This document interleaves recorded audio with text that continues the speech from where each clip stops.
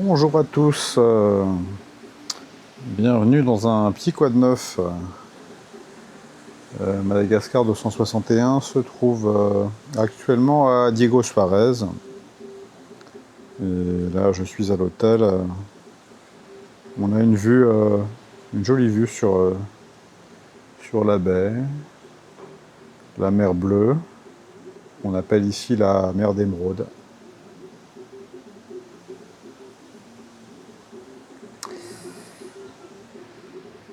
On va faire un petit point sur les dernières vidéos qui sont parues, et notamment la halte au Féounial. J'ai entamé un peu les voyages là avec un aller-retour à Tamatave. Il y a des vidéos qui vont paraître bientôt des routes de Tamatave. Et puis au retour, donc je suis passé à cet hôtel Andasibe qui peut être un bon endroit où s'arrêter pour aller faire les visites des parcs nationaux. Alors ensuite, il y a eu le Vovo 32, le quad neuf, qui se passait en PEF sur la crête, où j'ai pris ce petit sentier qui permet de faire une courte randonnée, une jolie balade, avec un beau dénivelé, entre la chaumière de Litas et puis le village, la petite ville d'Ampef. Par la suite, il y a eu la randonnée au barrage de la Dirama, où nous étions avec notre ami Jean-Marc de Randoré de Madagascar, qui nous a montré son chemin, son petit circuit. On est parti là-bas avec un ami, Laurent, qui est originaire de La Réunion. En fait, il habite à Madagascar. Il n'est pas ici en vacances, mais il est parfois de retour sur son île, sur son caillou. Et tous les trois, on est allés se promener en bonne compagnie. On a terminé à la pépinière d'Ambatula, qui est un très bel endroit, extrêmement soigné, je crois plus de 20 ans de travail. Au sud d'Ansirabé, sur la route d'Ambous, si vous cherchez un endroit pour aller, évidemment, admirer les plantes ou acheter quelques petits plants, quelques petits arbres. Je pense que pour quelques euros, vous repartez avec plusieurs petits sachets, petites boutures. Eh bien, vous pouvez aussi profiter du restaurant, boire un verre, manger. Très agréable, et puis surtout avec une route carrossable, donc c'est accessible même en voiture simple, pas 4x4, en voiture de loisir. Puis enfin, il y a eu les considérations, le 5e, qui durait plus d'une heure, presque 1h15, sur la route aux alentours avant et après Swavinanjin, RN 43, qui s'intitulait Madagascar 261 en roue libre, puisque au sens propre, nous avons roulé en roue libre, et puis parfois peut-être aussi au figuré. En tout cas, ça n'a pas laissé indifférent. Il y a eu beaucoup de remarques, de réactions sur les sujets que j'ai abordés, qui ne sont pas des sujets forcément liés qu'à Madagascar, mais des sujets où quand vous vous trouvez à Madagascar et que vous regardez l'état du monde, eh bien, ça laisse à réfléchir. Peut-être que le précédent épisode des considérations était un peu plus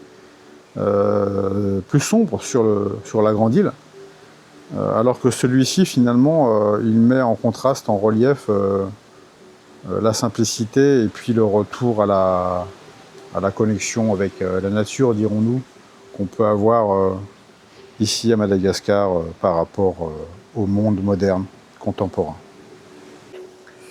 Là, je tourne, nous sommes le 26 juin. Alors peut-être que vous entendez, je ne sais pas si le micro prend la sono qui arrive selon le vent au loin, qui est allumée depuis hier.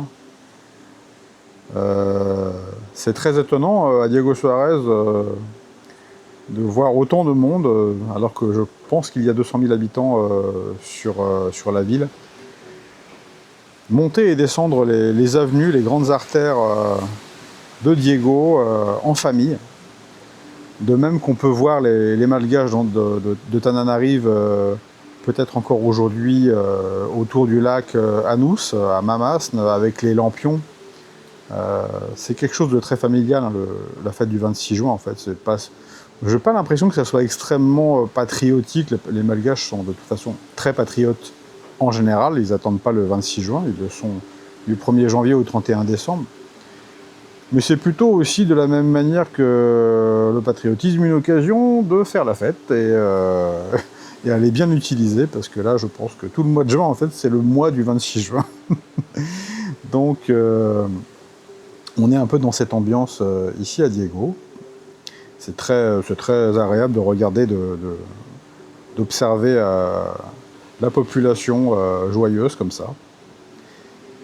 Et moi, je suis parti au nord, de la même manière que pour Tamatave, mais cette fois-ci pour un voyage un peu plus long, prendre des images eh bien de la route, hein, depuis Tana jusqu'ici, avec un projet de la continuer par la suite en direction d'Antala. A priori, lorsque je publierai cette vidéo, ça aura été fait ou pas. Mais c'est le programme. Voilà. Alors aujourd'hui, j'avais prévu de remercier un peu plus précisément en notant les noms des contributeurs, que ce soit sur les plateformes Tipeee ou Patreon, et puis quelques-uns aussi membres Google, YouTube.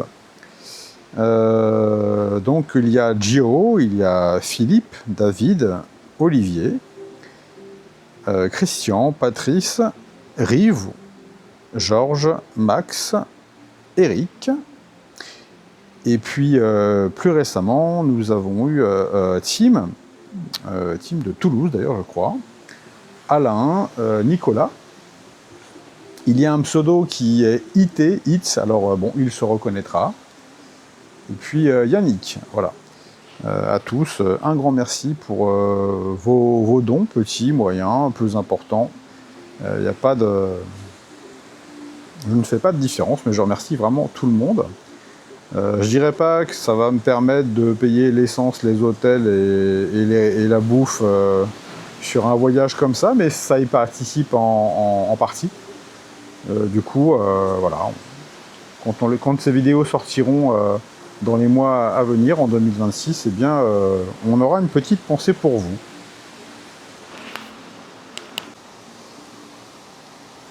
Dans les jours qui viennent, paraîtra une vidéo qui sera dans les rues de Tana. Je pense qu'elle va paraître d'ailleurs avant que je ne puisse publier ce quoi de neuf. Hein, donc ça sera des vidéos parues et non pas apparaître. Mais ça n'est pas encore sorti à l'heure où je tourne.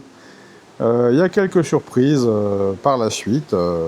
J'ai un petit peu réduit ces derniers temps la publication pour pouvoir me concentrer sur la route et ne pas avoir autant de vidéos à sortir qu'à certains moments.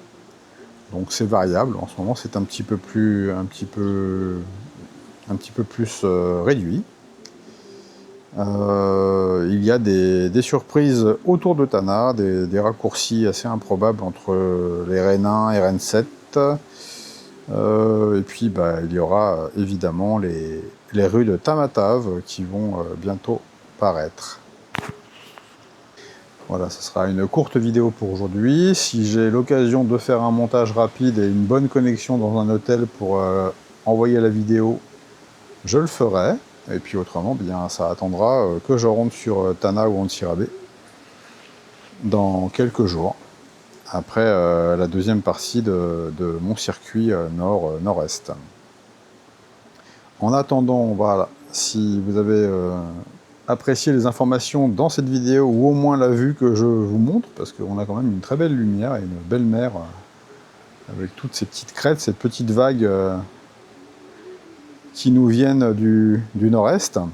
C'est ici le Varachaz. On est dans la saison où les gens viennent faire du kitesurf dans la baie des Sakalaves, qui est à 20 ou 30 km d'ici, un petit peu plus par là-bas, par la droite.